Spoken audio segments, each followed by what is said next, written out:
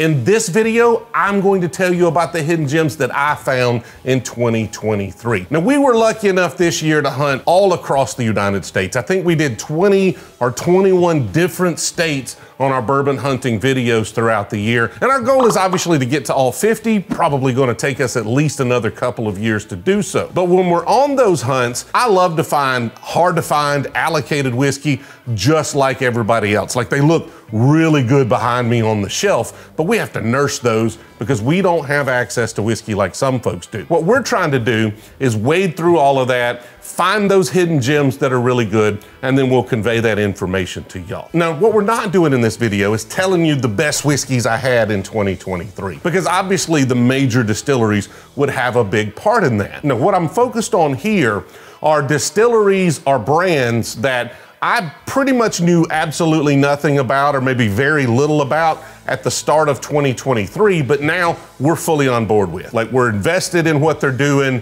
We're either already visiting and doing barrel picks and telling their stories, or we're trying to schedule those and do more stuff with them. Like folks that we feel are doing it right and making an exceptional product, and that we're excited to try to learn more about how they're doing it, what they're doing, and be a part of bringing that to a wider audience. And we may do this every year, like just create a top 10 list for bourbons that, you know, we didn't know about, but we found throughout the year. I think that's a good way of kind of recapping everything we've learned, everything we've stumbled across throughout the year. And we want to have them here for folks that are new to the channel, because we do have a lot of new viewers joining us every month. So let's get into this list, but this is in no particular order. There's not a 1 through 10. Like, all of these are interesting or good on their own merits for various reasons. Now, one of the first ones y'all could probably guess is Frey Ranch. These guys are out of Fallon, Nevada, farm to table. Like, they make pretty much everything. Like, they grow their grains, they distill the whiskey, they do the whole thing there supposedly on site. Now, we'll be there middle of January doing a barrel pick with them, so I haven't seen it for myself yet. But we stumbled upon a cask strength store pick of Frey Ranch in Las Vegas at Liquor Lineup that was just out of this world. It was the first bottle of Frey Ranch we had, and it was just incredible. Like, one of the best bottles I bought last year. This one is a different one from a different store. It's not quite to the level of the first one we had, so we were fully on the bandwagon, and we've had a couple of things from them since that weren't quite to that like elite tier level, but man, it's still good. Now, it is a craft whiskey. It's a little bit grain forward. I get a ton of like burnt caramel flavors on it. This particular one is 131.5 proof, so it's definitely got some burn to it. Their distribution has been picking up. I've seen them throughout Georgia and different places, whereas when we got ours early last year, it was pretty much only the West Coast as far as I know, like right around Nevada. So they're getting bigger distribution. You might be able to find one. I prefer the cask strength single barrels a lot more than their small batch, but honestly, that's almost always the case for me. So definitely a little crafty, a little grain forward. Let me know if you like that kind of burnt caramel, grain forward whiskey. And they've got a lot of different expressions, and I think you can actually buy bottles online straight from the distillery. Hola, me llamo TJ, and I'm learning Spanish with one of the top language learning apps in the world, Babbel. If you've been watching for a while, you know I have a weird sense of humor, and something that I've always wanted to do is learn Spanish completely in secret, and when the opportunity arrives, I could use it once in a conversation and never acknowledge it again. Like, just imagine how funny it would be to just be in a situation where you break out a 15-minute fluid conversation in Spanish in front of Jill, and then just act like it's a no big deal whatsoever. She would think I'm some sort of secret agent. Now, thanks to Babbel, I'm well on my way to fulfilling my dreams. Buenas tardes. Buenas tardes. Mucho gusto. Mucho gusto. I've learned to say a few things like, ¿Dónde está el bourbon? No me gusta tequila. And honestly, learning using Babbel has been a lot of fun. Its intuitive lessons help me learn through real life conversations. So it feels less like homework and more like I'm actually learning. Bienvenida, Patricia. Bienvenida, Patricia.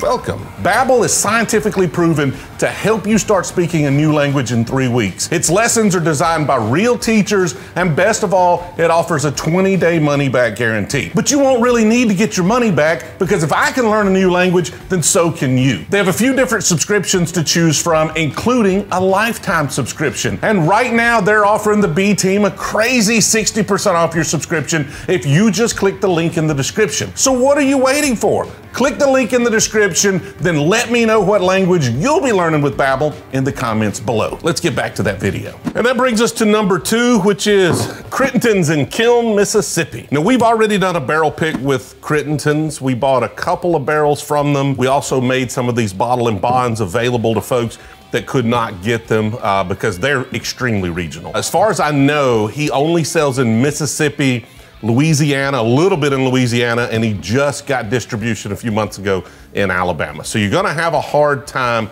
finding yourself a Crittenton's. If you do, I highly suggest you grab it. Now, this is supposedly a wheated mash bill.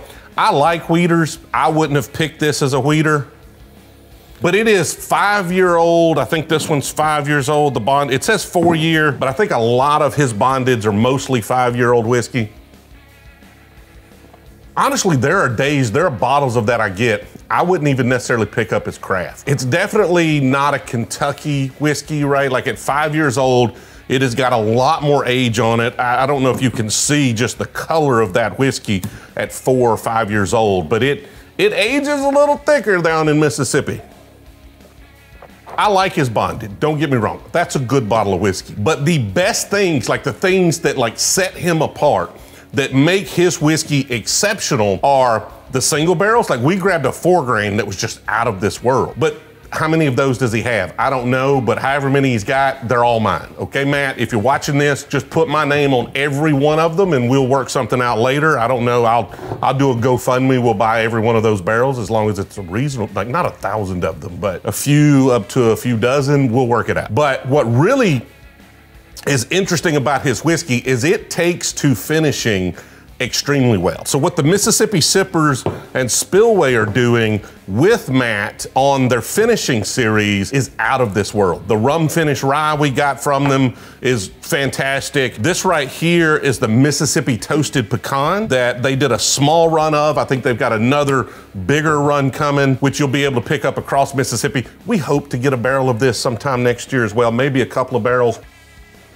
And honestly, that toasted pecan might be the best thing he does. I probably lean on the 4 grain a little more, but I blinded that with a lot of folks at an event the other day, the 4 grain and this, and the majority of them really liked this toasted pecan. But they've got a double oaked, they've got a sherry cask finish. All of the finished whiskeys I've had from Crittenton's have been really good. And so if you find yourself staring down the barrel of one of these finished Crittenton's, no matter what the finish is, I haven't had a bad one yet. Like that's where his whiskey is extremely exceptional, and he needs to do more and more of these finished series. And I don't know they are, right? Small distillery, if you watched our video when we were down there, it's almost literally one guy, right? His mom works in the office. He's got a part-time guy comes in and helps him, but he makes all the whiskey. He's there running it. Like he shut down the whole distillery just to allow us to do a barrel pick. It's gonna take time.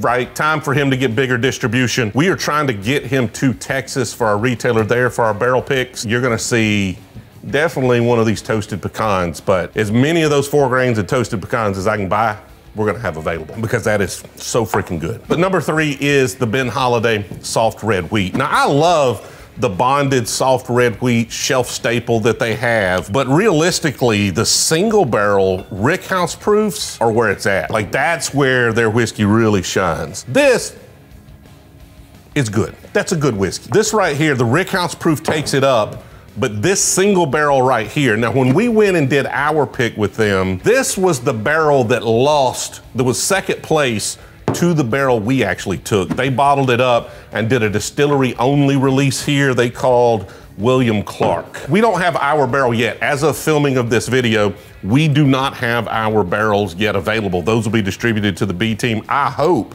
in January, but if it's better than that, oh my God.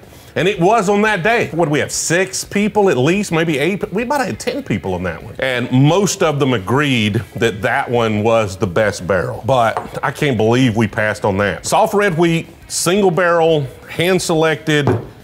Like, if you see one, just buy it. The Rickhouse proof is a nice bump up from the bonded, but this is like way, way beyond either of these other two on the table. Ben Holiday, we really enjoyed our time up there and expect to do a lot more stuff with them in the future for sure. And don't sleep on their bonded whiskey either, like their normal bottle and bond. I'm just a weeder guy. Their bonded whiskey, and again, it's kind of the same thing though. The bonded whiskey steps up to the Rickhouse proof, and then the single barrels for that as well, just completely next level. Number 4 is where we get into a little bit of a surprise here. And this was an All Nations cask strength. A waiter of mine in Columbus, Georgia, told me this was his favorite whiskey in the whole world, and he was kind of new to bourbon, but he's like, man, I really love All Nations. I'd never heard of it, never even tried it. Supposedly it's out of Atlanta, Georgia. I think they might be building a distillery somewhere not Atlanta. I don't know where they source their whiskey. I don't know anything about this bottle other than Googling around a little bit and reading some of the story and the history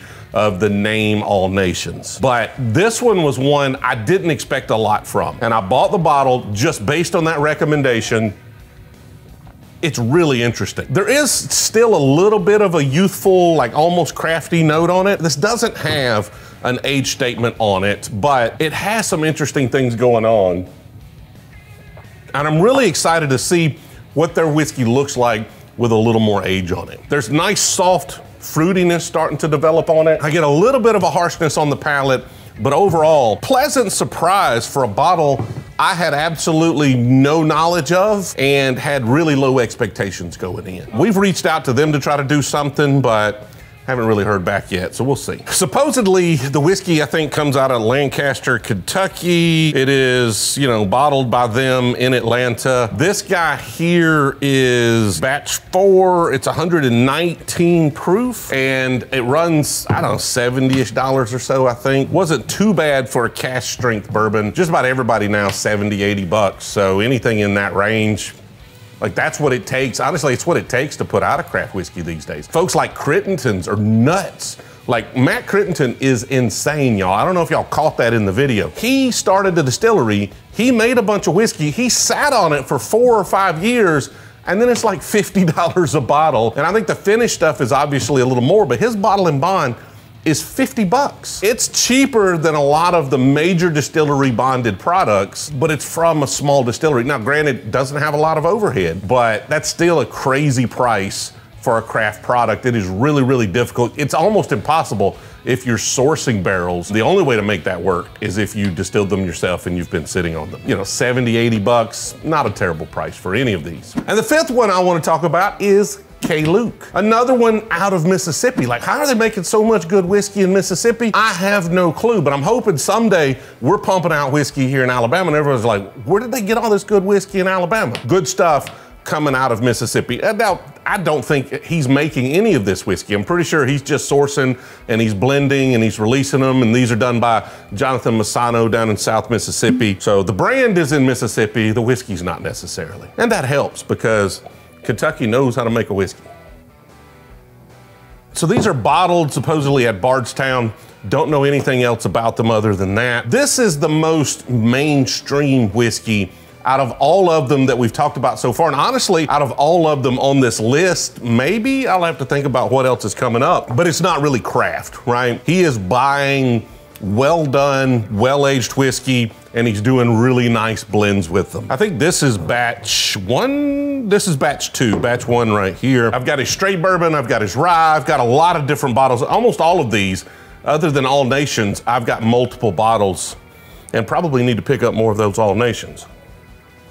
But every bottle I have from him is just really good whiskey. They're a little more pricey, right? Because he is sourcing this whiskey, and it's just, you're not gonna release this at $50. So I think these are, you know, 80 plus, depending on which bottle you're picking up, maybe up to, you know, over $100 for a lot of these blends. But overall, really nice whiskey. Excited to see what he does with this label. So if you're enjoying this so far, maybe just tap that like button for me, you know, subscribe perhaps if you're not already. Let's keep going. And the next one is Middle West Spirits. Middle West is out of Columbus, Ohio, distilling their own stuff.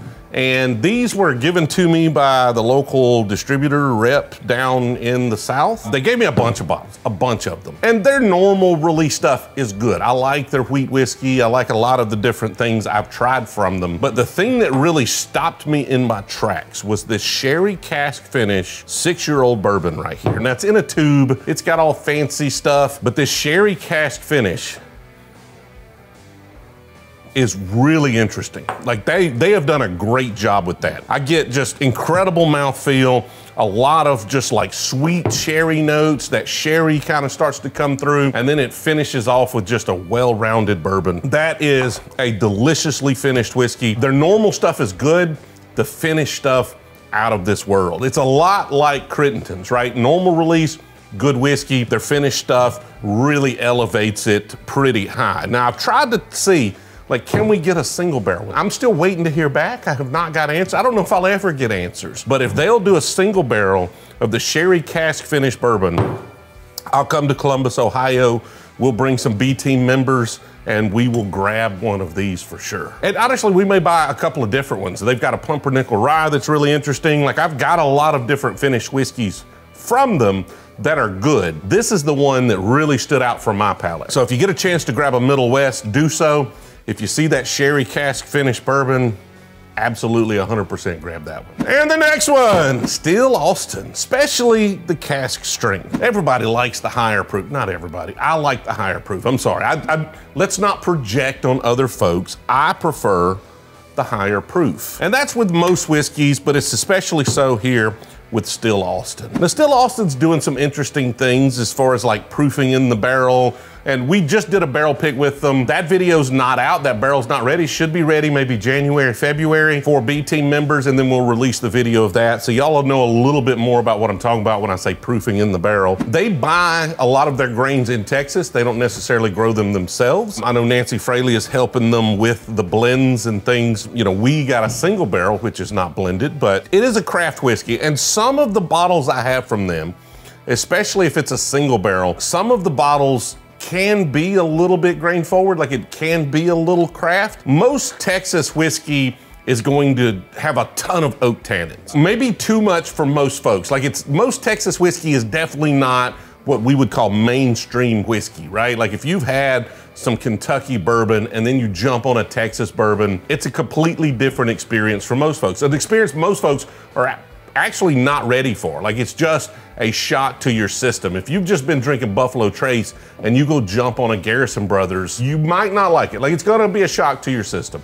It took me a while to get on that Garrison Brothers train, but you eventually do, right? You drink enough of it, it's a good whiskey, but it's an occasional whiskey for me. I've gotta be in the mood for like that intense barrel char and oakiness and oak tannins that you get from aging in that Texas heat. Now, Still Austin is doing a lot of like creative, fun, interesting things to try to combat that. And I think a lot of their whiskey is released younger than maybe a lot of folks would release a Kentucky whiskey. Now, it's also small distillery. You gotta release whiskey early because you gotta make a living, right? You can't keep running a distillery if you're not selling product. So I have no idea how old that is. If somebody handed that to me, I would say that's 4-year-old Kentucky whiskey. And I doubt it's 4 years old. I could be wrong, I don't know. It doesn't say, as far as I know. There's a lot of small letters on the bottle, I'm not reading them. It's good, like that is a really nice, pleasant whiskey. The proof comes through really nicely. I get a lot of like interesting oakiness, vanilla. Overall, like this is a really, really solid, small distillery craft whiskey. I've had some folks report that they bought a bottle of Still Austin and they didn't like it. With a lot of craft whiskey, there's gonna be a lot of variance, right? Like from batch to batch, there could be variance. On that one, there's just nothing off-putting that I think someone would not like about this particular bottle. But, you know, it's kind of like the Frey Ranch, who knows? So maybe I've just got a great batch here, maybe some other ones are different, I don't know. Maybe our palates are just different from the folks that found the other ones. But everything I've had from Still Austin so far, and that's 2 bottles, this bottle right here and their normal release bourbon that's not at cask strength, and I really like both of them. And this next one is the first weird one. Like, it's not a bourbon, it's just weird. It's weird. Who would just make whiskey out of rice? What kind of a weirdo says, we've got bourbon in the world, let's just make it out of rice? Why not just do rice? Keep the corn out of it, keep the rye to yourself. We don't care about any of that crap. We're just gonna make it out of rice. Whatever, I do what I want. When somebody first told me, have you had Japanese whiskeys? That's what I expected it to be, I'll be honest with you. I was like, Japanese whiskey is just gonna be rice whiskey, isn't it? Whiskey, really more single malt stuff there. But JT Mellick, when somebody sent this, one of y'all sent this, one of the B team members sent me this bottle. I'm sorry, I can't remember off the top of my head. I was like, I'm not gonna like that. It's hot down in Louisiana. I would expect it to be like Texas whiskey. I mean, look at the color of that. It's super dark. I'm just not expecting I'm gonna like rice whiskey. That tastes like a pretty good bourbon. There's a little oddity to it. You know, there's something there that's like, hey, this is not like bourbon you've had before. What is that taste? What is that flavor? What is that interesting note on that? That's an interesting note for a bourbon. And then you find out, oh no, it's not a bourbon. But this is a very bourbon-friendly rice whiskey. These guys are on our list for next year as well. We have not reached out to them yet, I don't think. The team may have. I have not talked to them yet. But they make a really, really interesting rice whiskey. This is their cask strength here. It is 118 proof. Beautiful bottle, beautiful label. I'm excited to just buy random whiskey because you never know when you're just gonna come across something odd and unusual. I'm just sad that I didn't just buy this bottle and somebody had to say, here, man, you need to find this one. So in the comments right now, y'all let me know, because a lot of these are because of your suggestions. The K-Luke, I did a bourbon hunt. I saw the K-Luke, I passed on it. I didn't know what it was. And so y'all made a ton of comments on that video. Next time I saw one, I bought it. Somebody sent me this bottle right here. The Crittentons was suggested to us from the folks over at Spillway. Like, a lot of these bottles that we have discovered this year were all suggestions from y'all. I think the Holiday we just stumbled on. Middle West was just given to us, so that's obviously a suggestion. So apparently I've stumbled on absolutely nothing all year. I'll take credit for just stumbling on the Ben Holiday. Outside of that, this whole list so far have been y'all's suggestions, and I think that's gonna continue for the next couple of bottles. So let me know in the comments, is there a small distillery that's doing something really cool that we need to know about that you think if I tried it, it would make this list next year? And the next one is Southern Star Paragon. Now, the bottle I really liked, the first one that got me hooked, was the cask strength. I think I have one around here somewhere, but as organized as we are, I was unable to locate it. This one is their Bottle and Bond wheated straight bourbon whiskey. It's at 100 proof. It's just kind of that perfect proof. And this one is exceptional. An interesting nuttiness for a wheater though. That wheated funk kind of manifests itself as peanuts. The cask strength was a step up from this one. A lot of y'all recommended this one as well. So I believe these folks are in the Carolinas, North Carolina somewhere. And we've reached out trying to get some conversations going about doing something with them. But if you find yourself in front of a Southern Star, I strongly suggest you give it a try. And the next distillery we need to talk about is 13th Colonies with their little squatty birthday bourbon style bottles. 13th Colonies really popped on the scene. I saw these around everywhere. You would go to Georgia, they were always off by themselves because they don't fit on a shelf particularly well. And I passed on a lot of these, especially this, the rye, the sour mash. Like, I just kind of passed on them. Probably not a double oaked. I don't think I ever saw a double oaked from them, but I just wasn't really sure about this distillery to start the year. And then the double oaked hit, right? Took off, went insane. All your favorite YouTubers were promoting it. This year, out of this world, you know, hype for the double oaked, for the second release of the double oaked. One of the B team members had swung by the distillery and told them to reach out. They reached out, we got some bottles from them. I have, like, this is the rye, I believe. No, this is sour mash, this is the rye. This is actually a single barrel store pick from one of the stores in Georgia that's really hard to come by because all these are cask strength and they only did a handful of them this year. We got a sample from them of the double oak. Couldn't get a full bottle, got a sample. And like, something was wrong with the sample, really was. I didn't love it. I had a couple of people try it, they didn't love it. But then I tried to pour straight from the bottle at the Bourbon Junkies Pours in the Park this past year, and it was incredible. So just think we had a bad sample. The sleeper here though is the sour mash. I think this is Source whiskey. I don't think they're doing it anymore, but if you find a sour mash that says it's the 2021 release, which is the last release from them, and it's 2 years older than the previous release because they couldn't get glass for it in 2020 during the pandemic. The 2021 sour mash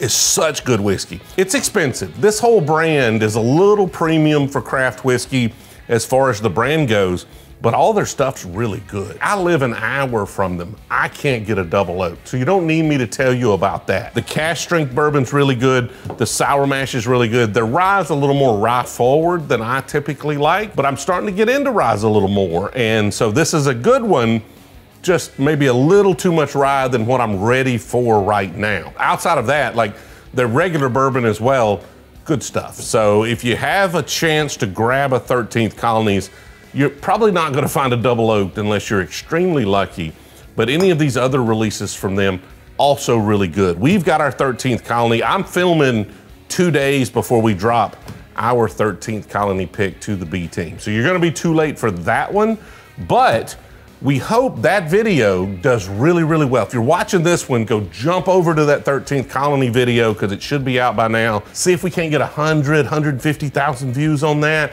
And then maybe, just maybe, we can beg for a double oak. I'm just right down the road. Like, we're the local, friendly neighborhood bourbon YouTuber. Let's do a 13th Colony double oak pick. Let's just one barrel. I mean, you can do as many barrels as you want. I don't care.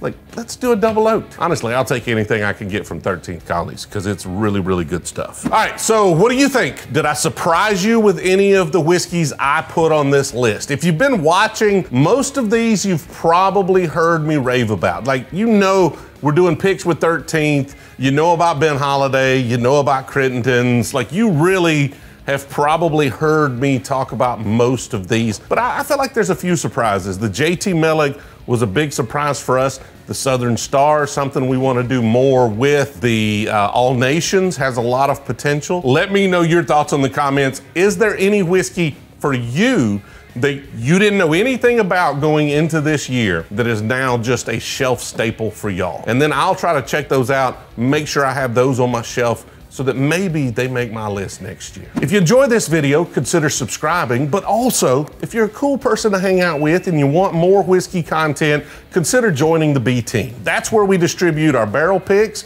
but also it's just a cool community of other whiskey enthusiasts hanging out, answering questions, talking about whiskey. We do different live streams, private tastings. We've got all sorts of events we're planning throughout the country for 2024. Over on the B team. You can find out more at Brewzle.com, but as always, there's a link in the description. So I appreciate y'all watching, and we'll see y'all later.